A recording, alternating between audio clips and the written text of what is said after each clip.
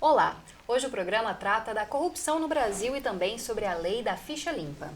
Essa lei surgiu de uma reivindicação popular, já que 1.300.000 pessoas assinaram um documento durante a campanha em apoio à criação da lei em 2008. A lei da ficha limpa foi sancionada no dia 4 de junho de 2010 e entrou em vigor nas eleições municipais de 2012.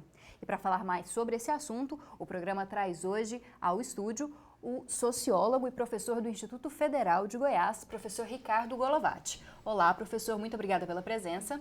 Olá, Camila, obrigado pelo convite e vamos aí fazer um debate interessante. Bom, e também contamos mais uma vez com a presença do professor da Faculdade de Informação e Comunicação da UFG, Luiz Ignatz. Muito obrigada novamente, professor, por estar aqui. Eu é que agradeço e fico à disposição. Mas antes de começarmos o debate, você confere agora uma matéria mostrando o que as pessoas acham sobre a corrupção no Brasil, também mostrando alguns dados sobre a corrupção. A corrupção no sistema político do Brasil é uma das maiores preocupações dos cidadãos. Bombardeadas com cada vez mais notícias de superfaturamento de obras, desvios de verbas públicas e Caixa 2, as pessoas acreditam que o crescimento do país tem sido afetado pela prática de políticos corruptos. Não pensa na população, eles pensam só neles, entendeu? Eles pegam o dinheiro que é do Brasil, que é para investir na saúde, investir em alguma coisa na educação, e pega o dinheiro, vai viajar, entendeu? Eu queria que esse país mudasse. É passado de corrupto, né? E pena que não se pode fazer nada porque os maiores envolvidos é que segura o problema, não é verdade? Todo mundo sabe disso, de leigos a doutores, a juízes, a todo mundo. Então, todo mundo sabe que quem tem o poder na mão são eles e os mais corruptos são eles. Todo mundo sabe disso. São coisas que a gente vê todo dia, hospital, segurança pública, escola, tudo. No Brasil tem N desvios de verbas, muita corrupção e simplesmente muita impunidade também para essa corrupção. A forma como a corrupção no Brasil é vista ficou clara no ranking divulgado pela organização Transparência Internacional em 2013. Ele listou os países com maior grau de corrupção, segundo a percepção das instituições financeiras. O país caiu 3 posições em relação à pesquisa anterior e foi da posição 69 para a 72, somando 42 pontos. O índice, que avaliou 177 países, é baseado em notas de 0 a 100. Países como o Brasil, que ficaram abaixo de 50, são considerados muito corruptos. O professor da Faculdade de Ciências Sociais da UFG, João Botelho, não concorda com esse tipo de avaliação e acredita que a corrupção deve ser avaliada de outra forma. A gente só poderia afirmar que o Brasil é mais ou menos corrupto se o comparasse com algum outro país. Para fazer esse tipo de comparação, a gente precisa de critérios de medição.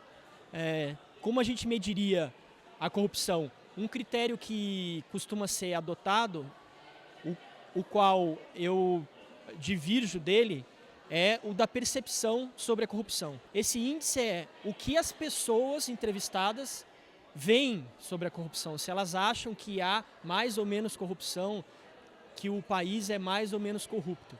É claro que é uma forma válida de medir, mas não mede exatamente a corrupção, é a percepção. O professor também acredita que para combater a corrupção é preciso que a justiça aplique punições mais duras nos envolvidos. Com o objetivo de aumentar a punição e também contemplar o anseio popular, foi sancionada em 2010 a Lei da Ficha Limpa, que impede políticos condenados pela Justiça em decisões colegiadas, cassados pela Justiça Eleitoral ou que renunciaram a cargos eletivos para evitar a cassação de se elegerem pelo período de 8 anos. Então, para começar o nosso debate, também muito falando um pouco ainda do que a gente falou na matéria, professor, o que o senhor avalia do país? É um país corrupto? Esse sistema político brasileiro, ele apresenta mesmo, como os cidadãos acreditam, muitas falhas, muitas formas dos políticos desviarem dinheiro, desviarem verbas? Olha, a minha posição a respeito desse assunto é muito parecida com a posição do professor da UFG que foi entrevistado. Eu acredito, sinceramente, que o Brasil hoje, por incrível que possa parecer, ele é menos corrupto do que no passado. Os instrumentos de controle que o Estado dispõe Instrumentos como o Ministério Público, as próprias técnicas de investigação da Polícia Federal são instrumentos muito mais eficientes do que foram no passado. Os políticos hoje são muito mais pressionados. Nós temos legislações, como a Lei de Responsabilidade Fiscal, a Lei de Ficha Limpa, que são legislações que punem, de certa forma, até severamente os políticos em relação a isso, ou que pelo menos prevêem essas punições, coisa que não acontecia antes. É certeza, eu tenho relação com diversos políticos e eles são, em geral, unânimes em me dizer que hoje é muito mais difícil governar e tocar a coisa pública do que antes, porque hoje os processos de fiscalização, as demandas do Ministério Público, às vezes, são muito grandes, os tribunais de contas e assim por diante.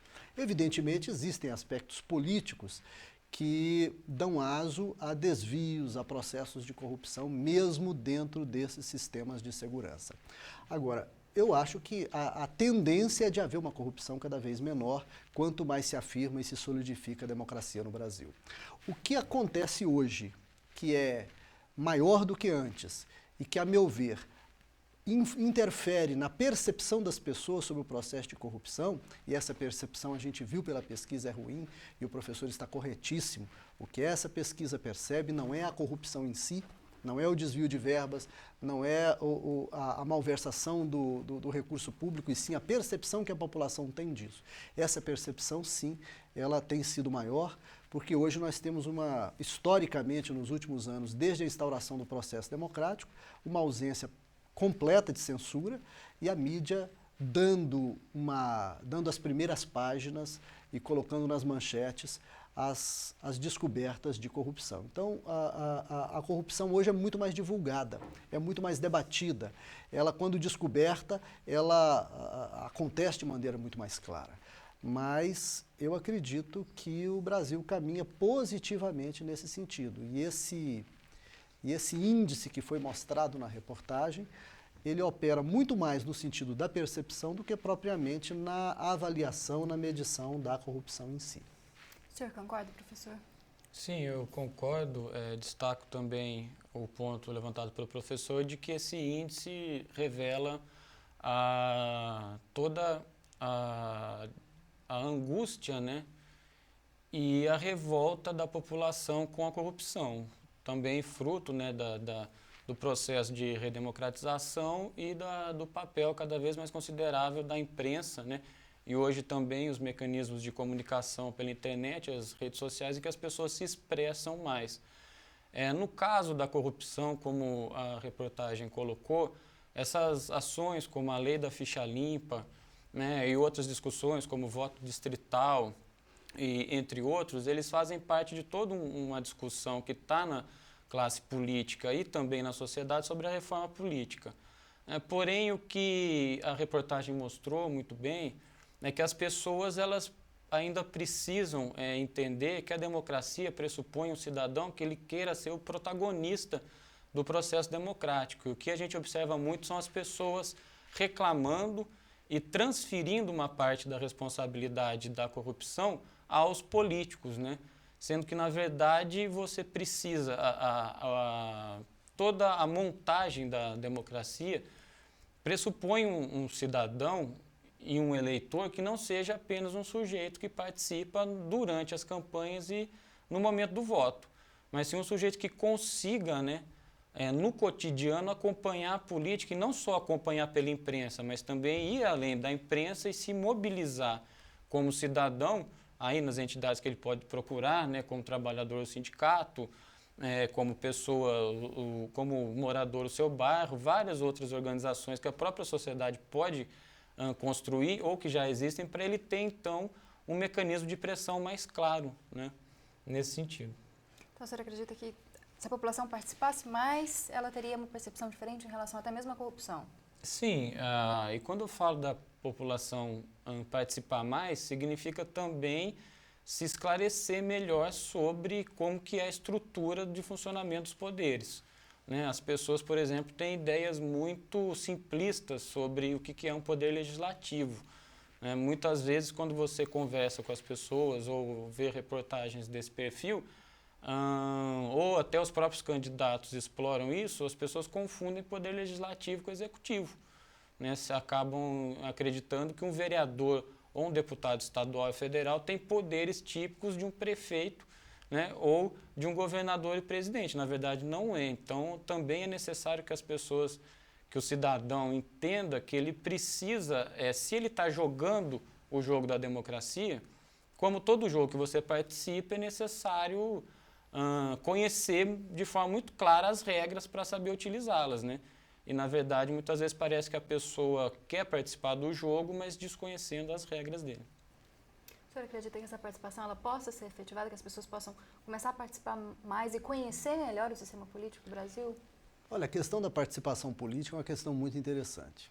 Eu diria até, recordando o debate anterior em que eu estive aqui, quando a gente foi discutir aqueles movimentos de junho do ano passado, a gente discutindo um certo distanciamento que existe hoje, esse é um dos problemas da democracia brasileira hoje, um certo distanciamento que existe hoje entre a sociedade civil e o Estado.